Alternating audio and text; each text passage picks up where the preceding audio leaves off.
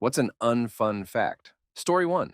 When you recycle plastic, most of it just gets thrown in the landfill. Currently, a big topic in Australia because we were sending it to China to supposedly get it recycled. And then all of a sudden, China decided it would no longer take imports of that from anywhere.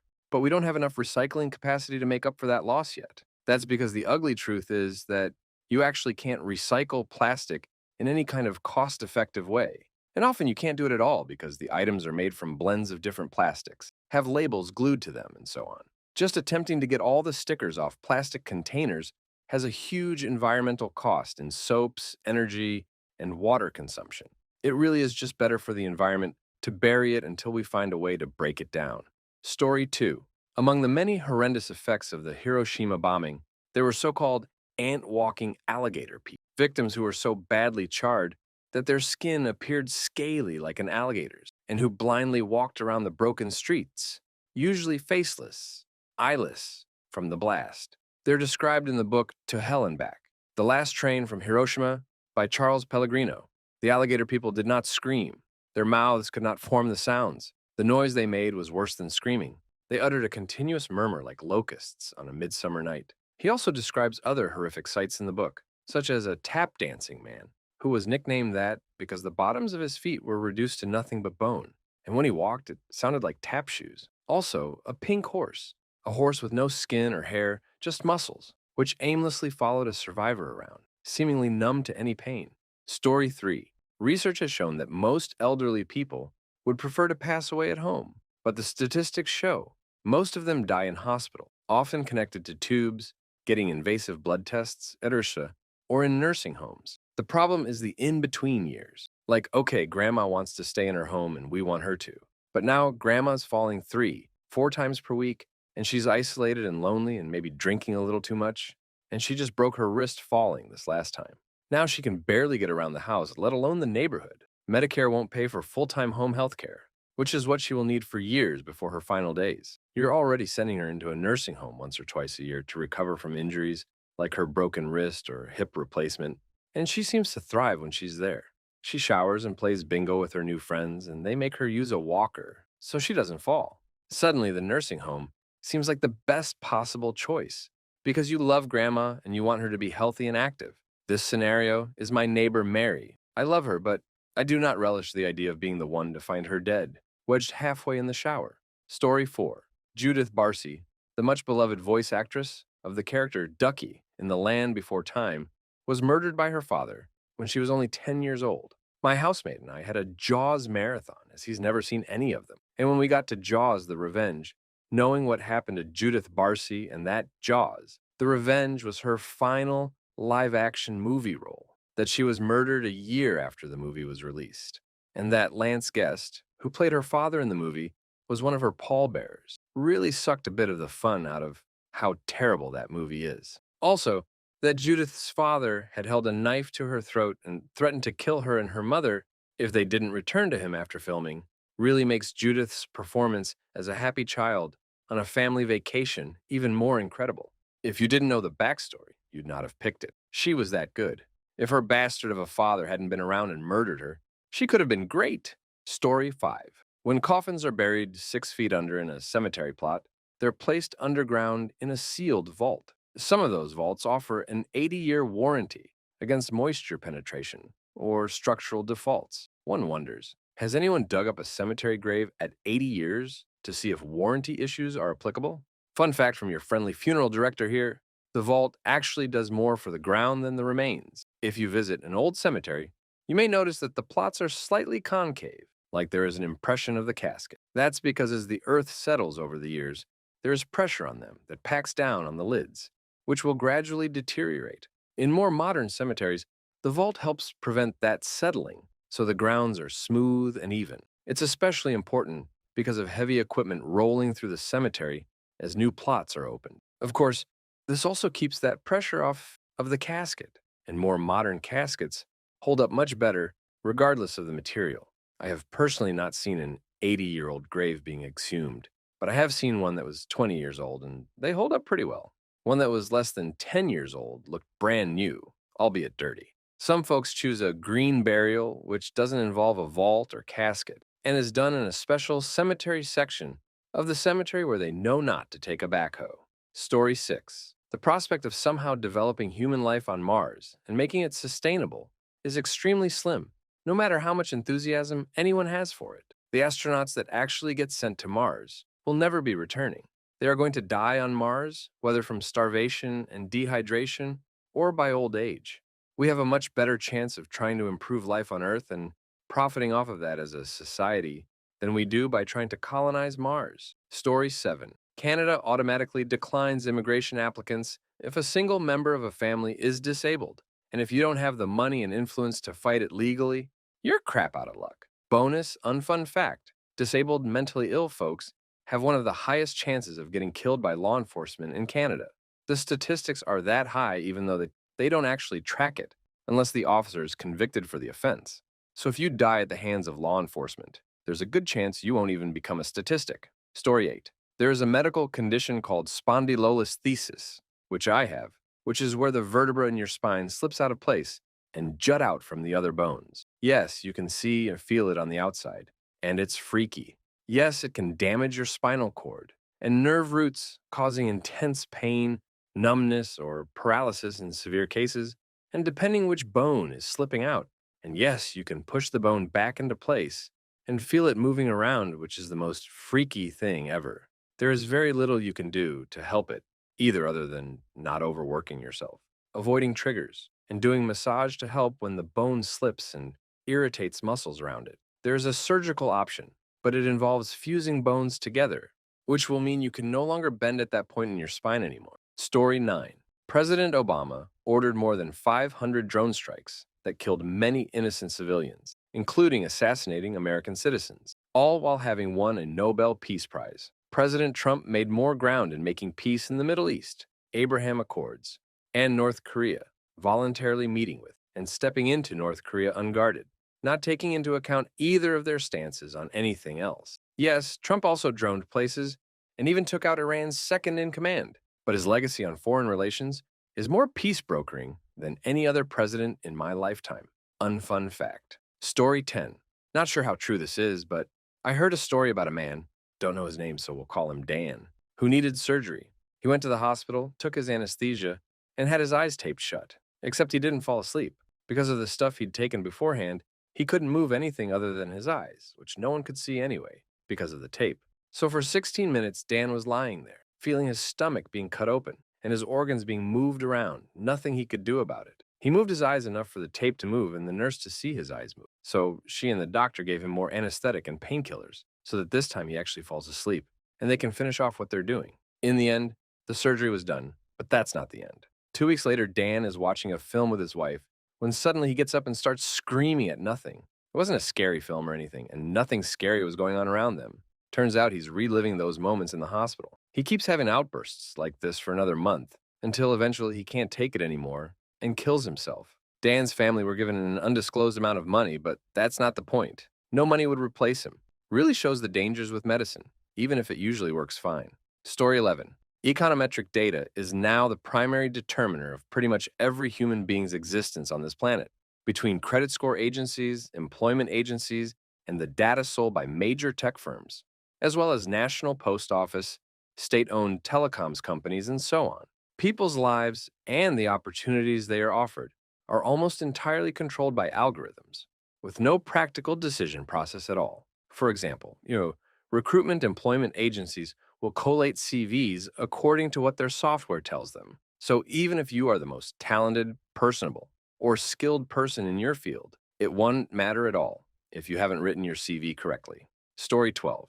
With some non-psychosis-related mental disorders, people can be aware of what they are doing wrong and internally scream at themselves to stop. But something just doesn't connect with cognition and behavior. Quite often, this is seen with borderline personality disorder and other disorders that come with dramatically lessened impulse control. So basically, you're aware and lucid while you watch yourself destroy your social connections.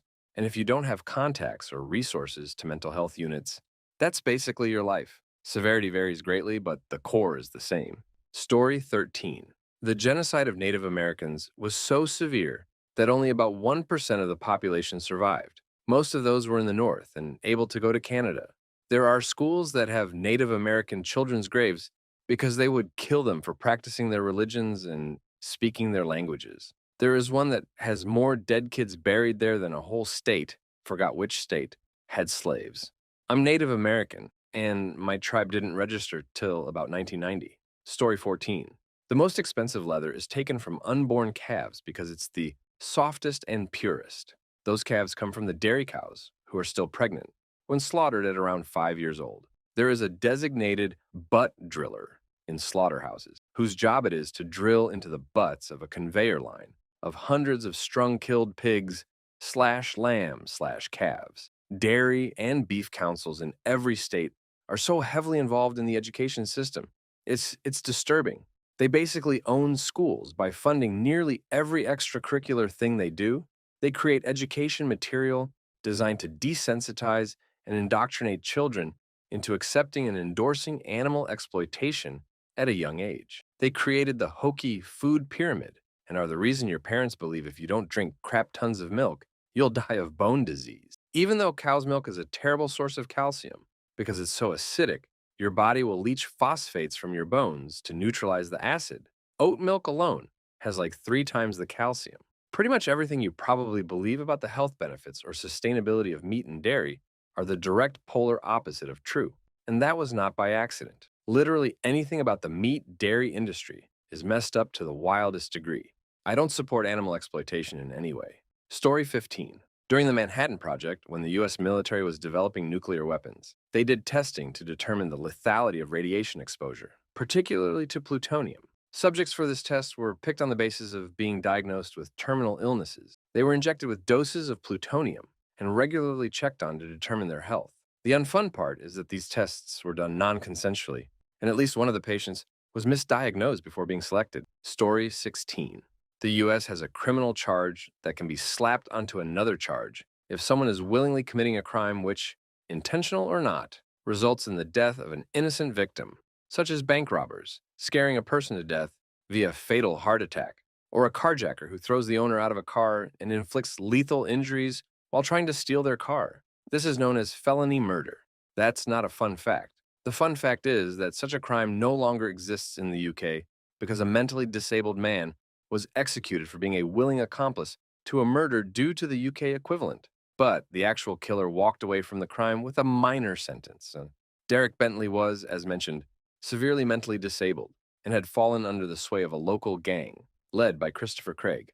While breaking into a warehouse one evening, the gang was caught red-handed by police, which resulted in a fight. While he was being arrested, Bentley yelled, "Let him have it, Chris," which preceded Craig pulling out a handgun and executing a police officer. Bentley was arrested for breaking and entering as well as larceny, plus was charged with the murder of a police officer via constructive malice. While they wanted to charge him with murder outright, as he told Craig to shoot the cop, this was dropped by the prosecutors as not being easily proven. He was executed for his involvement. Craig was charged with the same plus the actual murder, but because he was 16, he was instead jailed and paroled after only 10 years.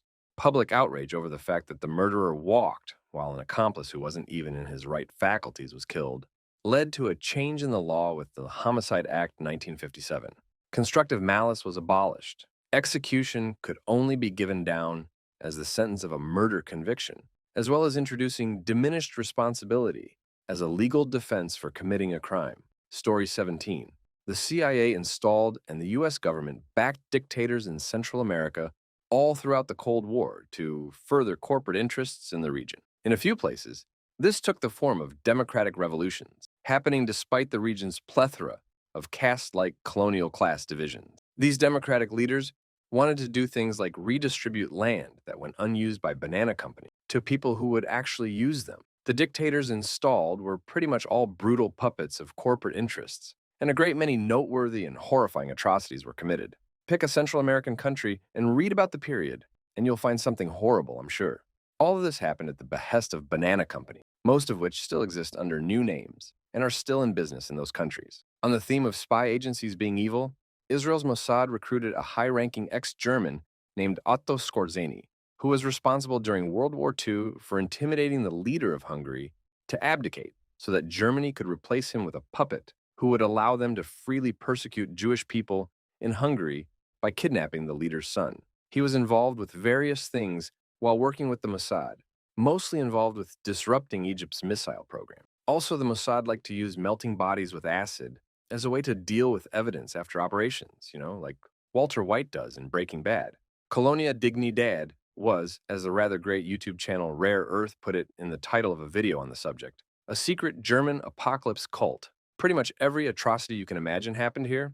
All the while, the cult sustained itself by selling pastries made through slave labor to the general public. The leader of the cult, Paul Schaefer, was a German, and despite being just about one of the worst people on earth, he wasn't apprehended until 2005. Lavrenti Beria was Stalin's head of the NKVD, which was responsible for rounding up and executing Soviet citizens. He was an abuser. This man was one of the people in the executive committee of the USSR, meaning that after Stalin's death, he was one of the candidates vying for control of the country. This evil man, very plausibly, could have been in control of a world superpower. Story 18. It may be a bit long, and you've already heard it all before, but microplastics. Microplastics have been in the food we eat and the water we drink for decades.